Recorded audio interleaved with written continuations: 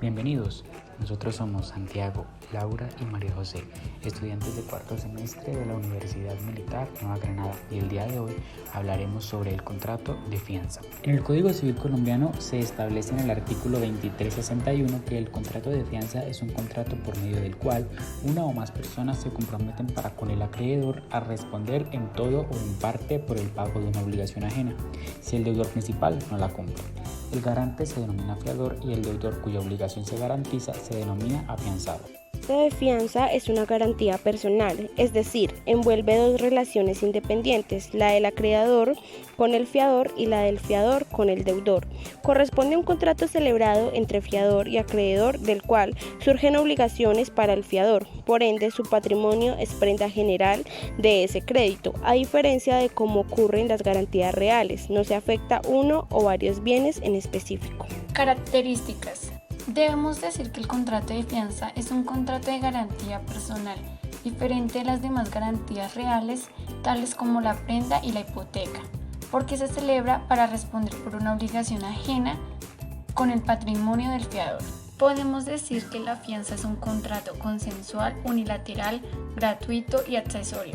Es consensual porque se perfecciona únicamente con el consentimiento de las partes, es decir, que no requiere de ninguna solemnidad para su perfeccionamiento. El Código Civil establece que el consentimiento debe ser expreso y por lo tanto la manifestación de la voluntad debe ser clara e inequívoca. Es unilateral conforme en el artículo 1496 del Código Civil y la sentencia del 17 de junio del 1948. Establece que solo una de las partes se obliga para con otra que no contrae obligación alguna. Por lo tanto, este contrato solo genera obligación para el fiador.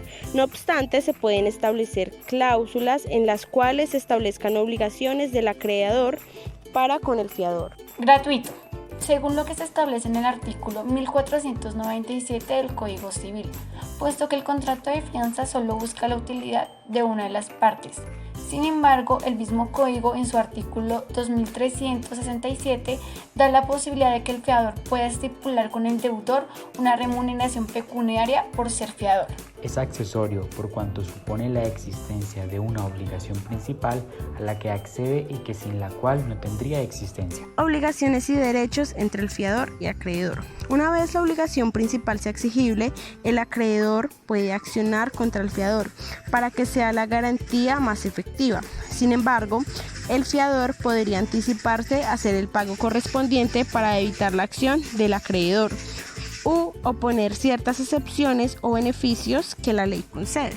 Las excepciones o beneficios que el fiador puede oponer al acreedor son: el beneficio de excusión. En la legislación colombiana, en el artículo 2383 del Código Civil consagra: el fiador reconvenido goza del beneficio de excusión, en virtud del cual podrá exigir que antes de proceder contra él se persiga la deuda en los bienes del deudor principal y en las hipotecas o prendas prestadas por este para la seguridad de la misma deuda. El beneficio de división, regulado en el artículo 2392 del Código Civil, establece que si hubiese dos o más fiadores de una misma deuda que no se hayan obligado solidariamente al pago, se entenderá dividida la deuda entre ellos por partes iguales y no podrá el acreedor exigir a ninguno sino la cuota que le quepa. La excepción de cesión de acciones o subrogación.